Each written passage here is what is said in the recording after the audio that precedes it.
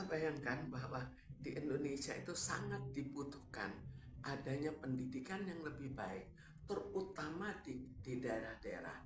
Akhirnya memakai sistem komputer, tapi tidak dipersoalkan bagaimana dengan daerah yang tidak ada internetnya, di daerah yang aliran listriknya pun terbatas. Kenapa tidak dipikirkan untuk mereka tetap diberikan fasilitas seharga komputernya, tapi dengan cara yang bisa mereka manfaatkan. Misalnya mendidik guru-guru di daerah situ, atau tetap berjalan seperti konvensional yang kita siapkan. Tapi yang terjadi sekarang kan lain. Yang terjadi, semua diberikan, dan bagi tempat-tempat yang tidak ada listriknya atau kurang ada fasilitas internetnya, mereka dikorupsikan. Itu kan sudah merusak dan bahkan menjatuhkan seluruh pendidikan di daerah terpencil. Oh iya, jadi jangan-jangan alasan ada sekitar 5 ribuan lebih desa yang belum teralir listrik. Ini menjadi alasan uh, anggaran pendidikan tidak disalurkan, bagaimana Ya, tanggal? sebetulnya itu kan mengada-ada.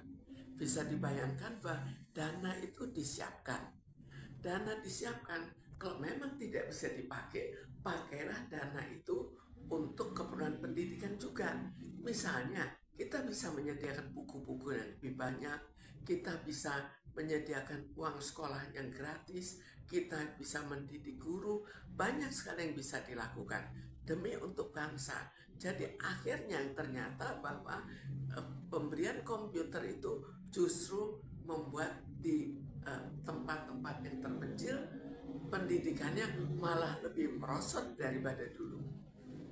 Iya Bu, jadi intinya masyarakat inginkan keadilan dari sisi di mana eh, anggaran kurang lebih yang disebutkan itu 9 triliun Bu ya. Jadi berapa banyak yang dikorupsi otomatis harus transparan gitu ya. Ini di sini kan tidak ada transparansi, itu salah satu. Tapi kenapa bisa tidak ada transparansi? Sekarang seandainya itu sudah ketahuan, bagaimana untuk memberantasnya? Karena sekarang kan korupsi di mana-mana.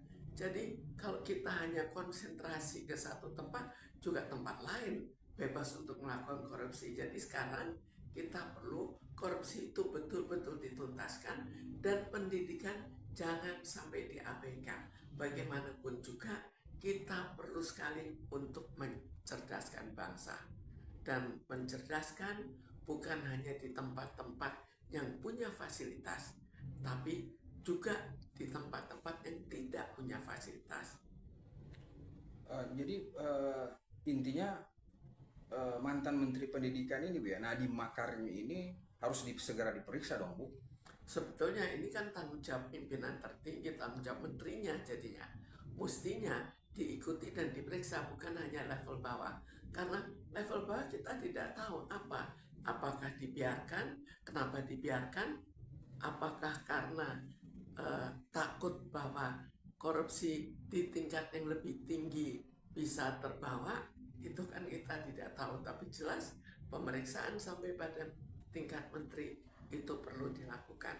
Ya tapi ada asumsi para jurnalis ini kok Pak Nadiem mantan menteri ini belum dipanggil-panggil, apa Pak Nadiem ini Pak mantan Menteri Pendidikan Nadiem Makarim ini ada di luar negeri atau bagaimana Ibu dari sisi pengetahuan Ibu dari sisi. Sekarang kita tidak tahu dia membagi-bagi uang korupsi itu kemana. Apakah betul hanya dipakai oleh diri sendiri?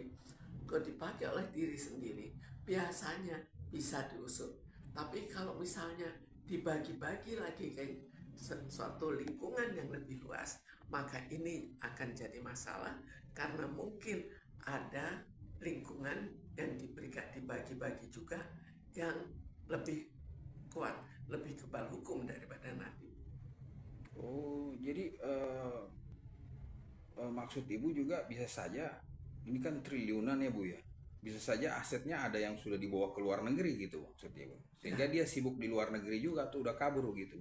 biasanya kalau sudah aset sekian banyak, itu tidak hanya ada di Indonesia, tapi dilempar juga ke luar negeri. Karena itu perlu untuk diusut lebih jauh, perlu diusut sampai ke negara di mana dia menaruh uangnya untuk mempersoalkan uangnya dan mengembalikan uangnya ke Indonesia.